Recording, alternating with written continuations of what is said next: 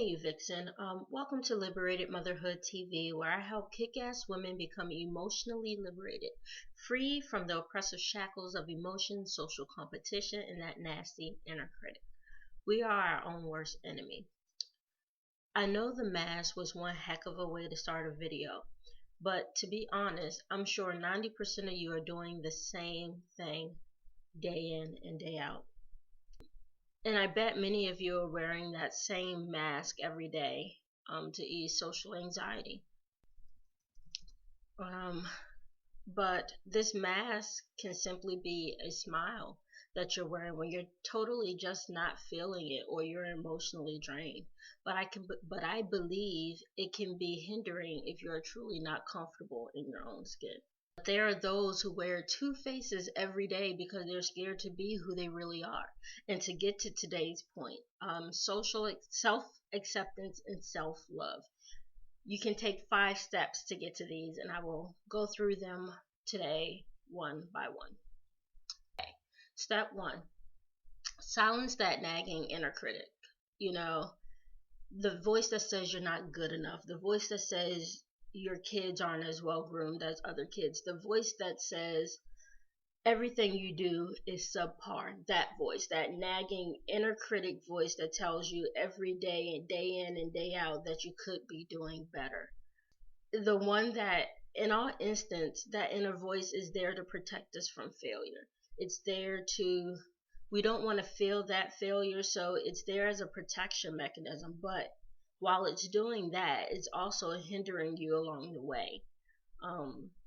You have to accept the fact that you're imperfect and revel in your uniqueness. Step 2. Stop the social comparison. You are not like anyone else here on this planet, ever. I see you when you sit there in admiration of your best friend, of her job, her nice husband, her nice car, her nice house, and you sit there and think to yourself that I should have that and I don't, and you sit there and you beat yourself up about where your friend is versus where you are. But the grass will always look greener on the other side. But I have this saying, it may look greener on the other side, but it may take more crap and fertilizer to keep it that way. You never know the backstory when you're looking at people. They can be struggling. That car you love so much could be financially draining to her and on the verge of being repossessed. You never know. So stop comparing yourself to others, because when you're being yourself, there's no other competition really.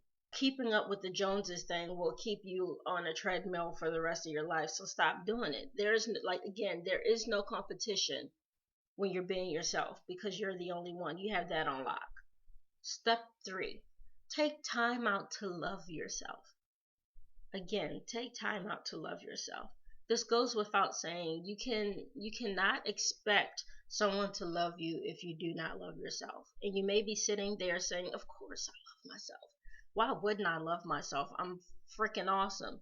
But I will venture to say that if you did, you wouldn't be in a position of having to pretend to be something that you are not if you loved yourself. What you put out there is what you get in return. So if you're feeling that people are always putting you down, that they're not accepting of you, they're very critical of you, I would say keep a journal of what you say to others day in and day out. And I'm pretty sure what you say to them would be the same as what you're getting in return. 4. Practice thinking about yourself in loving ways. In this, I mean, pay attention to your inner dialogue. If your inner dialogue keeps putting you down or saying that you're not worth it or that your personality sucks or you need to be more this or you need to be more that,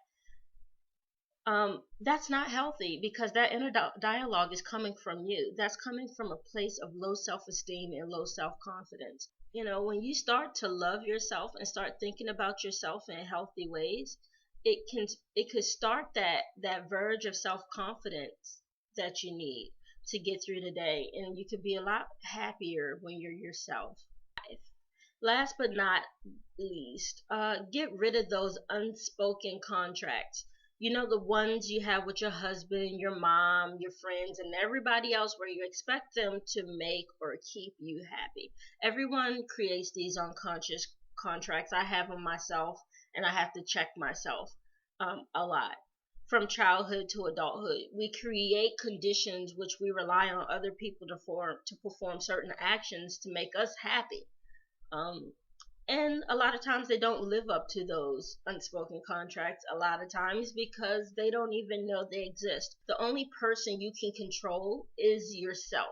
You cannot control a separate being, so you have to be in direct control of your happiness. So vice versa, if you're not happy, it's your fault, essentially. What people may do may be not to your best liking, but you're making it a choice to be upset about it. You're not hurting that other person, really. They're going about their day. It may suck being around you, but that's all you're doing is creating an environment where the people do not want to be around you. Of course, that's our final tip. And this list isn't exhaustive by all means, but it will prove as a guideline to get you started. Rid of the mask. While it helps in the immediate, it will hurt you over the long term. So if you're wearing that mask every day, you're going to become that, and eventually you're going to forget who you really are. Eventually, one day you'll look up and you won't recognize who you are. You know that movie, The Mask, where he wore that mask every day, and eventually it started to fuse with his skin, and he became that mask.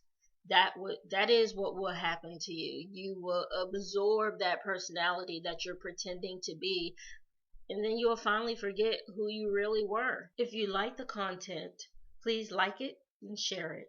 If you have a friend that's having a particularly hard time finding her way, send her over to Liberated Motherhood so that we can help her become emotionally liberated, increase her self-confidence, increase her self-esteem, and make her into the vixen that she is. And thank you for taking time to view my video.